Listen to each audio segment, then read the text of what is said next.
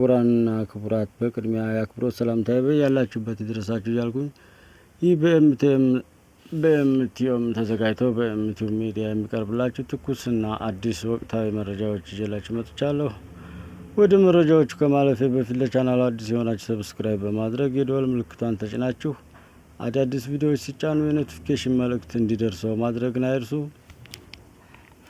በመቀጠል ለእናንተ ይሆናሉ ብዬ ወደ መራረጥኳቸው መረጃዎች አልፋለሁ። መረጃዎችን ወደ እናንተ እያደረስኩ ቆይታ የማደርገው እኔ መሐመድ ሰይድ ነኝ። አብራችሁኝ ትሆኑ ዘንድ የአክብሮት ግብዣዬን እያቀረብኩ በቅድሚያ አርዕስተ ዜና። ከዛሬ ጀምሮ የውጭ ባንኮችና ኢንቨስተሮች በኢትዮጵያ ቅርንጫፎቻቸውን ለመክፈት ማመልከቻ ማቅረብ ይችላሉ መባሉ ተሰማ። የፌዴራል ዋና ኦዲተር መስሪያ ቤት የመንግስት ተቋማት የ2016 ዓ.ም በጀት ዓመት የበጀት አፈጻጸም ሪፖርት ለሕዝብ ተወካዮች ምክር ቤት አቀረበ። በመጨረሻም ከራሱ ሕይወት አልፎ ለ3 ወጣቶች ቋሚና ለ4 ወጣቶች ተጠባባቂ የስራ ዕድል መፍጠር ስለቻለው ወጣት ዳግማዊ የምንላቸው ነገር አለ። እስከ መጨረሻው አብራችሁን ቆዩ። በማስከተል ወደ ዝርዝር ዜናዎቹ አልፋለሁ። ተከታተሉኝ።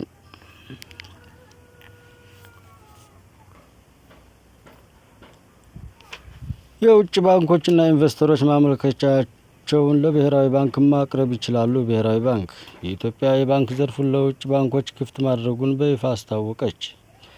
የኢትዮጵያ ብሔራዊ ባንክ ባወጣው መግለጫ የኢትዮጵያን የፋይናንስ ዘርፉን ለውጭ ባንኮች ለመክፈት የሚያስችለው መመሪያ አጽድቋል።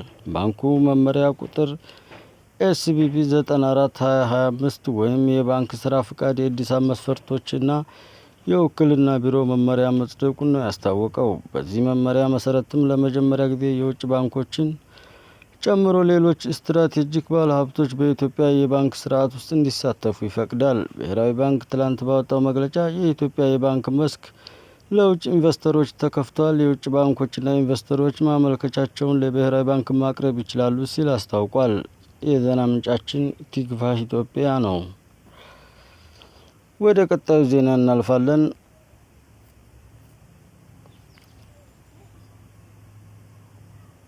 የመንግስት ዩኒቨርሲቲዎች ለቋሚ የስራ ቅጥር መደቦች የቀን ሰራተኞችን በመቅጠር ከ60 ሚሊዮን ብር በላይ ክፍያ መፈጸማቸው ተገለጸ።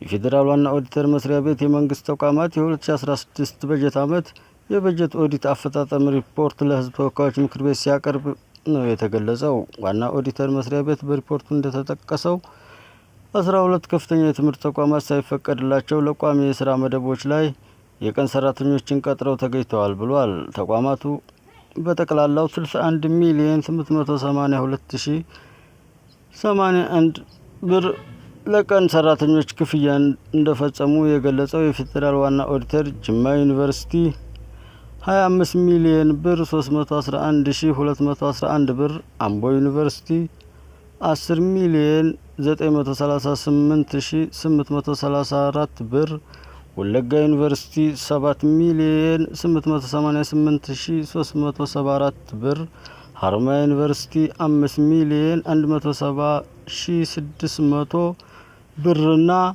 ዲላ ዩኒቨርሲቲ 4 ሚሊዮን 414,974 ብር በመክፈል ዋነኞቹ እንደሆኑ በሪፖርቱ ተጠቅሷል። እንዲሁም 17 የመንግስት ተቋማት በጡረታ በሞትና በሌሎች ምክንያት ከስራ ለለቀቁ ሰራተኞች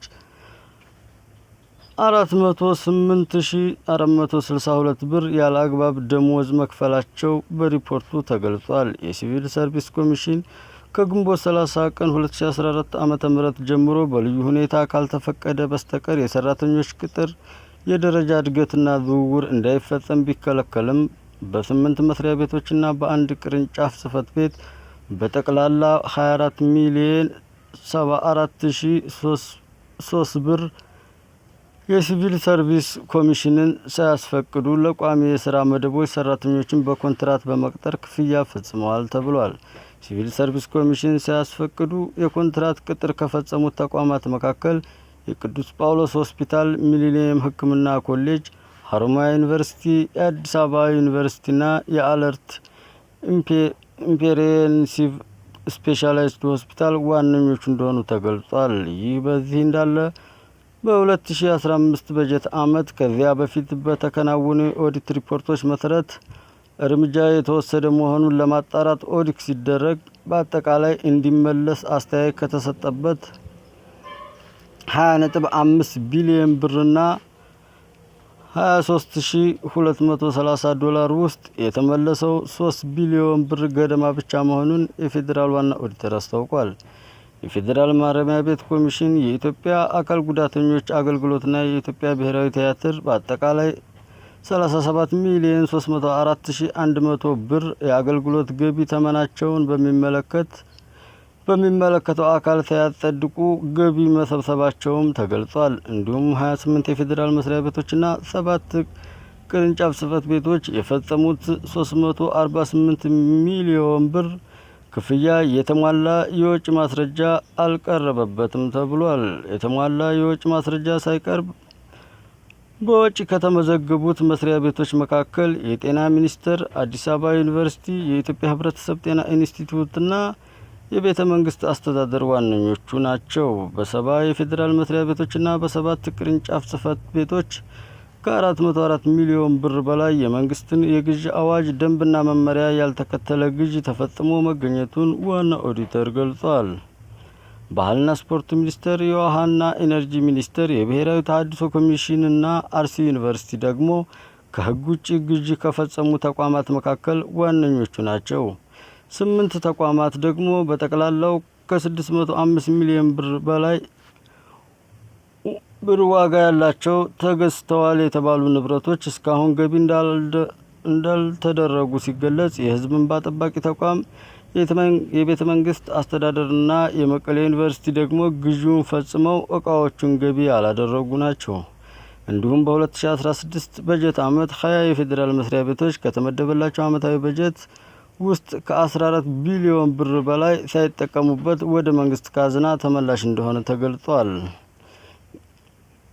የመረጃው ሪፖርተር ጋዜጣ ነው። ወደ መጨረሻው ዜና እናልፋለን። አብራችሁን ቆዩ። የጓደኞቼ ፉገራ ለተሻለ ስራ አነሳስቶኛል። አሁን ላይ በአንድ ማስታወቂያ በሺዎች የሚቆጠር ገንዘብ ይከፈለኛል። ወጣት ዳግማዊ ከቅርብ ጊዜያት ወዲህ በሐዋሳ ከተማ በብስክሌት በላይ የሚደረግ ማስታወቂያዎችን ማየት የተለመደ ሆኗል። ወጣት ዳግማዊ ታምራት ከ5 ወራት በፊት ከቦታ ቦታ ለመንቀሳቀስ ይጠቀምባት በነበረው አንዲት ብስክሌት ላይ የተወሰኑ የፈጠራ ስራዎችን ጨምሮ የተንቀሳቃሽ ማስታወቂያ ስራ የጀመረ ሲሆን በአሁኑ ወቅት በቋሚነትና በጊዜያዊነት ለ7 ስራ አጥ ወጣቶች የስራ እድል መፍጠር ችሏል።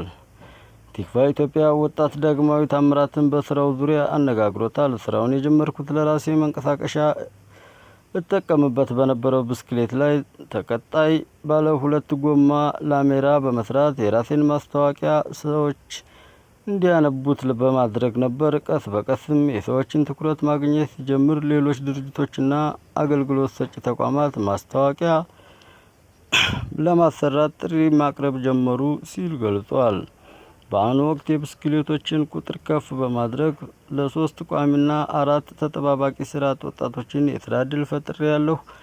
ያን ወጣት ዳግም በቀጣይም በዘርፉ የተለያዩ ማስታወቂያ ስራዎች ላይ ለመሰማራትና በኤልኢዲ ላይት የታገዘ ተንቀሳቃሽ የማስታወቂያ ስራ ለመጀመር እቅድ እንዳለው ተናግሯል። በሞተር ሳይክል የሚንቀሳቀሱ ጓደኞቼ አንተ ምን አለብህ? የነዳጅ ወጪ፣ ሰልፍና ዋጋ አያስጨንቅህ፣ ለነገሩ ለጤናህም ስፖርት ነው እያሉ የሚቀልዱብኝ ቀልድና ፉገራ እንደውም ለምን ይህን ብስክሌት የገቢ ማመንጫ አላደረከውም የሚል ቁጭት አሳድሮብኝ ብስክሌቴን ወደ ተሻለ ስራ አስገብቻለሁ። አሁን ላይ በአንድ ማስታወቂያ በሺዎች የሚቆጠር ገንዘብ ይከፈለኛል ሲል ተናግሯል። የዜና ምንጩ ቲክቫ ኢትዮጵያ ነው። ስላዳመጣችሁ እናመሰግናለን። ይህን ቪዲዮ ላይክ በማድረግ እንድታበረታቱን እንጠይቃችኋለን። እስከዛው በሌላ ቪዲዮ እስከምንገናኝ ሰላም ቆዩልን።